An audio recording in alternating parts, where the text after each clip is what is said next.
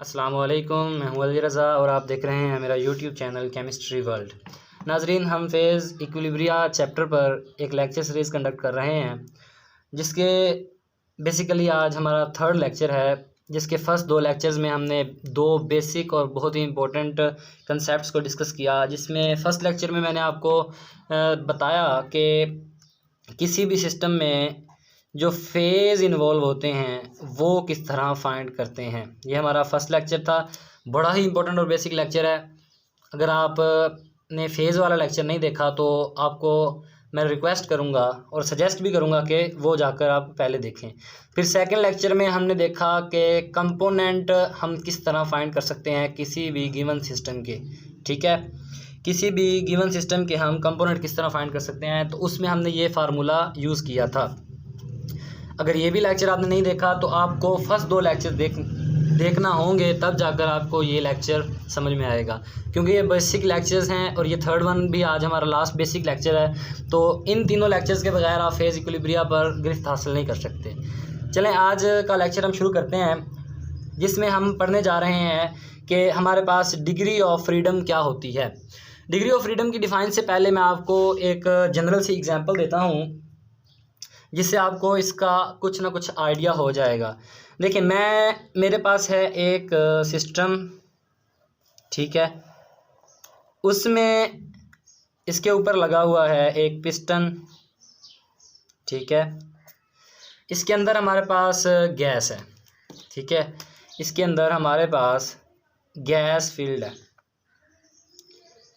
ये जो gas field है, हमें इसका स्टेट बताना है। ठीक है, ये तो चलो हमें पता है ना कि गैस फील्ड है। हमें सीखना ये है कि हम किसी भी सिस्टम का जो उसके अंदर एक सब्सटेंस है उसका स्टेट हम किस तरह बता सकते हैं। ठीक है, हम किस तरह किसी भी सब्सटेंस का स्टेट बता सकते हैं और किस तरह एक सब्सटेंस का स्टेट बदल सकते हैं। ठीक है, एक स्टेट से उसे दूसरे स्टेट में कन्वर्ट कर सकते हैं। फॉर एग्ज़ाम्पल, हमारे पास बेसिकली आपको पता है तीन वेरिएबल्स होते हैं, पी, वी, प्रेशर, वॉल्यूम और टेम्परेचर। ये हमारे पास क्या होते हैं? वेरिएबल्स, जिनकी बिना पर हम बताते हैं कि हमारे पास जो गिवन सिस्टम है या सब्सटेंस है, ठीक है, वो किस स्टेट में पाया जाता है। जैसा कि आपको पता है, हमारे पास एक फार्मूला होता है, P V is equal to N R T. अच्छा, अब आप यहाँ पर ये बताएं कि अगर आप मुझे बता दें इन दोनों, ये भी हमारे पास कांस्टेंट है, ये भी कांस्टेंट है, अगर मुझे कोई प्रेशर बता दे, ठीक है, और टेम्परेचर बता दे, तो क्या मैं वॉल्यूम फाइंड नहीं कर सकता? जी बिल्कुल, मैं वॉल्यूम फाइंड कर सकता हूँ। ठीक है, इसी तरह अगर मुझे किसी सिस्टम का स्टेट चेंज करना हो, तो क्या मैं प्रेशर, वॉल्यूम और टेम्परेचर को चेंज करके उसे किसी सब्सटेंस से दूसरे सब्सटेंस की स्टेट में क्या नहीं ले जा सकता? जी, मैं ले जा सकता हूँ। तो हम डिग्री ऑफ फ्रीडम का कुछ डिफाइन को कुछ इस तरह करेंगे कि the minimum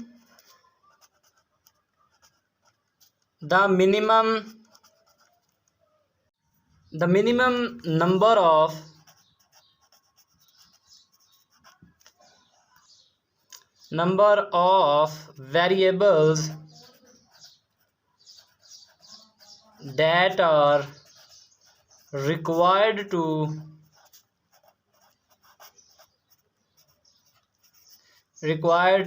know the state of a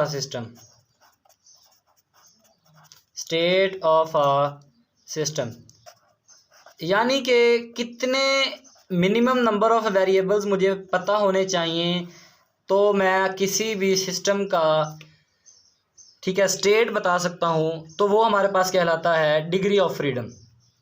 अगर आपको यहाँ पर इससे समझ नहीं आई तो मैं आपको एक और एग्जांपल देता हूँ जिससे आपको समझ आ जाएगी। फॉर एग्जांपल, मैं किसी भी चीज़ की पोटेंशियल एनर्जी, किसी भी उसकी जगह पर पोटेंशियल एनर्जी फाइंड कर सकता हूँ अगर मुझे उसकी हाइट पता हो। फॉर एग्जांपल, मुझे पोटेंशियल एनर्जी फाइंड करनी है, एक सब्सटेंस मौजूद है इस पोजीशन पर, इसकी ग्राउंड पोजीशन पर, फिर वो क्लाइंब करती है यहाँ पर, फिर यहाँ पर, फिर यहाँ पर। मुझे जस्ट अगर कोई बता दे कि उसकी यहाँ पर ये जो प्लेस है इस पर उसकी हाइट कितनी है, इस पर इसकी हाइट कितनी है, ठीक है, इस जगह पर उस सब्सटेंस की हाइट कितनी है ग्राउंड लेवल से, तो मैं इजीली उसकी जो पोटेंशियल एनर्जी है उस हाइट पर मैं कैलकुलेट कर सकता हूँ। Because we all know that potential energy is equal to mgh, ठीक है। m भी हमारे पास कांस्टेंट, ठीक है, ग्रेविटी भी, और हाइट पता होनी चाहिए। बस हाइट पता हो तो हम पोटेंशियल एनर्जी उस जगह की फाइंड कर सकते हैं। तो यहाँ पर हमें कितने वेरिएबल्स का पता होना चाहिए, सिर्फ हाइट का पता हो तो हमारे पास ये डिग्री ऑफ फ्रीडम यहाँ पर हो जाएगी 1, जिसे हम कहते हैं मोनो मतलब 1, वेरिएंट मतलब जिसकी एक वेरिएबल के चेंज से हमें उसका स्टेट चेंज होता हुआ नज़र आ जाए। तो इस तरह हम किसी भी हाइट पता हो तो हम एक वेरिएबल का पता हो एटलीस्ट, तो हम किसी सब्सटेंस की एक ख़ास हाइट पर उसकी पोटेंशियल एनर्जी फाइंड कर सकते हैं।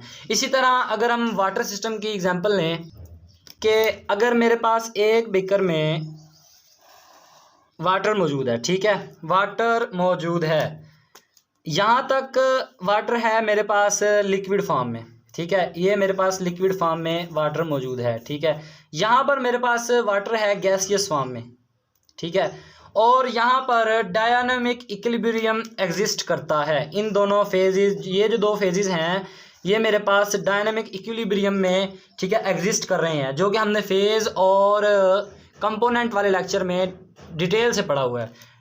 मैं बात करता हूँ कि इसका टेम्परेचर मुझे बता दिया जाए तो मैं इसका प्रेशर मालूम कर सकता हूँ। अगर मुझे प्रेशर पता हो तो मैं इसका टेम्परेचर बताकर इसकी स्टेट बता सकता हूँ कि ये गैस फेज़ में है वाटर इस टाइम, या अपने लिक्विड फेज़ में है। किस तरह, अगर मुझे कोई कहे कि इस जगह पर जो डायनामिक इक्विलिब्रियम एग्जिस्ट कर रहा है तो यहाँ इसका टेम्परेचर है 100 डिग्री सेंटीग्रेड, तो जनरल सी बात है, वी ऑल नो डैट इधर हमारा जो प्रेशर होगा वो 1 atm होगा, क्योंकि जो हमारे पास बॉइलिंग टेम्परेचर होता है उसको कुछ हम इसी तरह तो डिफाइन करते हैं, when the temperature of the liquid water is equal to the 1 atmospheric pressure then it is called boiling temperature of the water. तो ये हमारे पास 1 atm प्रेशर होगा। इसी तरह अगर मैं यहाँ पर, हाँ, अगर यहाँ पर जनरल कोई मुझे ये कहे 40 डिग्री टेम्परेचर है,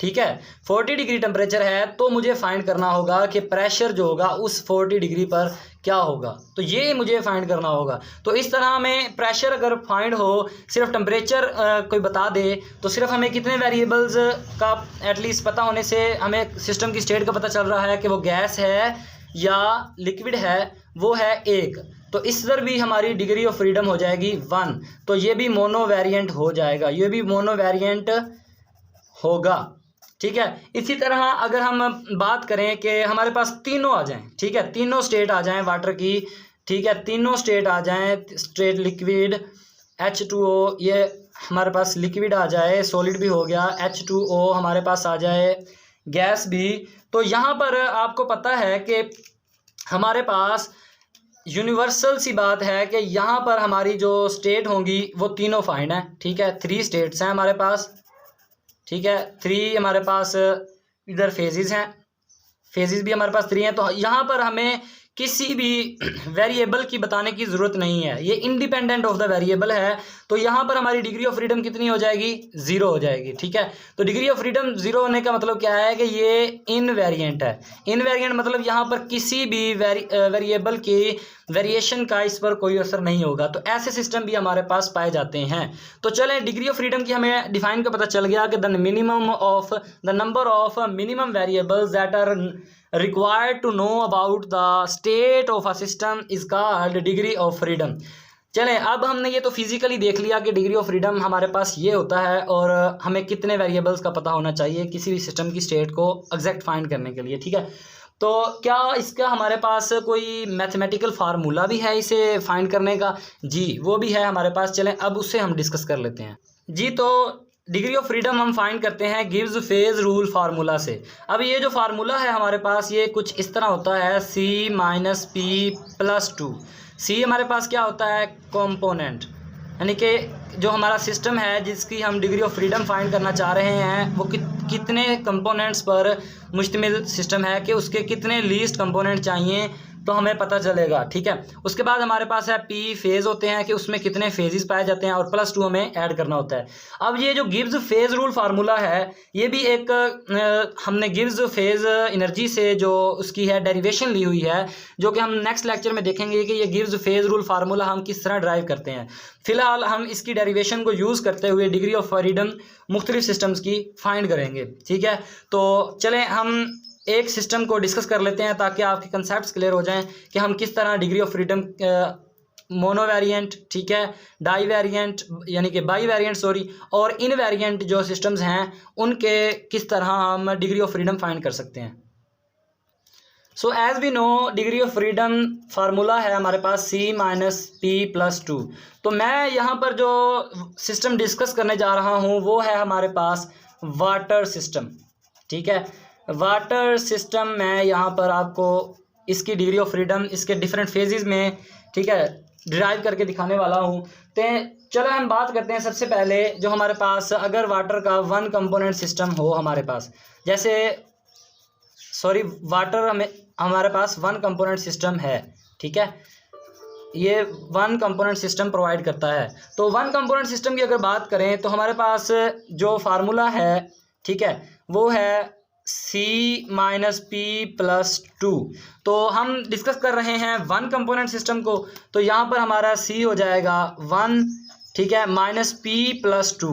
अब जो P है ना ये डिपेंड करता है कि आप जिसकी बात कर रहे हैं, जिस सिस्टम की बात कर रहे हैं उसमें कितने फेजेस हैं। मैं फॉर एग्जांपल बात करता हूँ कि मेरे पास वाटर है ओनली इन सॉलिड फॉर्म, मेरे पास जो वाटर है ओनली इन सॉलिड फॉर्म मौजूद है। तो मैं यहाँ पर जो डिग्री ऑफ फ्रीडम निकालूंगा वो कुछ इस तरह होगी। हमारे पास C जो है वो वन कंपोनेंट सिस्टम है तो वो 1 आ गया। हमारे पास फेज जो है वो सिर्फ एक है, ठीक है, सॉलिड फॉर्म है तो वो भी 1 हो गया, प्लस 2। तो हमारे पास जो डिग्री ऑफ फ्रीडम आएगी वो 2 आएगी। अब डिग्री ऑफ फ्रीडम आने का 2 आने का मतलब क्या है कि मुझे एटलीस्ट 2 वेरिएबल्स का पता होगा, तो तब जाकर मैं वाटर की स्टेट बता पाऊंगा कि वो मेरे पास सॉलिड है, ठीक है, या वो गैस है या लिक्विड है। इसी तरह मैं अगर यहाँ पर इसको इंक्रीज़ कर दूँ, ठीक है, हमारे पास जो वाटर है, ठीक है, वो सॉलिड फॉर्म और उसकी, ठीक है, और उसकी जो लिक्विड फॉर्म है वो इक्विलिब्रियम में हो, तो हमारे पास अब डिग्री ऑफ फ्रीडम क्या आएगी। तो हमारे पास जो डिग्री ऑफ फ्रीडम आएगी वो कुछ इस तरह आएगी। C हमारे पास 1 है, वन कंपोनेंट सिस्टम की बात कर रहे हैं हम। मैं ये बात कर रहा हूँ जब आपने कंपोनेंट सिस्टम को फिक्स रखना है यानी कि 1 रखना है, ठीक है। कंपोनेंट ऑफ सिस्टम C जो है हमारे पास ये चेंज होता रहता है, वेरी करता रहता है। 2 कंपोनेंट सिस्टम भी होते हैं हमारे पास, 3 कंपोनेंट सिस्टम भी होते हैं। तो यहाँ पर हमारे पास फेज़ कितने हो गए, एक सॉलिड फेज़ है एक लिक्विड फेज़, तो ये 2 हो गए प्लस 2। तो हमारे पास जो डिग्री ऑफ फ्रीडम आएगी वो 1 आएगी। तो एटलीस्ट हमें 1 कंपोनेंट का पता होना चाहिए, फिर जाकर हम बता सकते हैं कि कौन कौन से फेज़ जो हैं वाटर के वो इक्विलिब्रियम में एग्जिस्ट कर रहे हैं, सॉलिड और लिक्विड, ठीक है।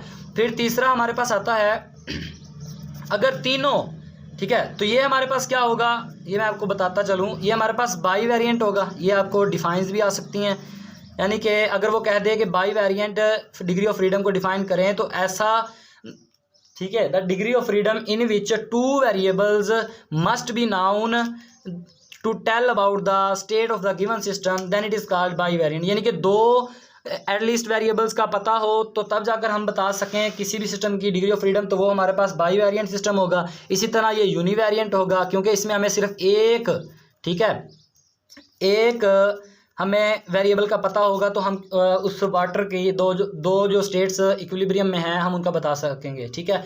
उसके बाद हमारे पास आ जाता है C माइनस पी प्लस 2। अगर मैं बात करूं कि हमारा H2O, ठीक है, सॉलिड भी इक्विलिब्रियम में है, H2O लिक्विड भी इक्विलिब्रियम में है, H2O हमारा जो गैस है ये भी इक्विलिब्रियम में है, तो अब क्या डिग्री ऑफ फ्रीडम आएगी? तो अब हमारे पास जो डिग्री ऑफ फ्रीडम आएगी, कंपोनेंट वन कंपोनेंट सिस्टम है तो 1 माइनस पी, हम पी हमारे पास क्या आ जाएगा, 3 फेजेज हैं, 3 + 2, तो ये हमारे पास जो आएगा बेसिकली F = 0 आएगी। तो डिग्री ऑफ फ्रीडम जब 0 आएगी तो इसका मतलब है ये इनवेरिएंट है, मतलब कोई भी अगर हमें पता ना हो वेरिएबल का तो तब भी हम इस जगह पर बता सकते हैं कि जो वाटर की स्टेट है वो इस टाइम ट्रिपल पॉइंट पर है, ठीक है। इसकी सॉलिड, लिक्विड और गैस फेज हमारी इक्विलिब्रियम में, डायनेमिक इक्विलिब्रियम में एग्जिस्ट कर रही हैं।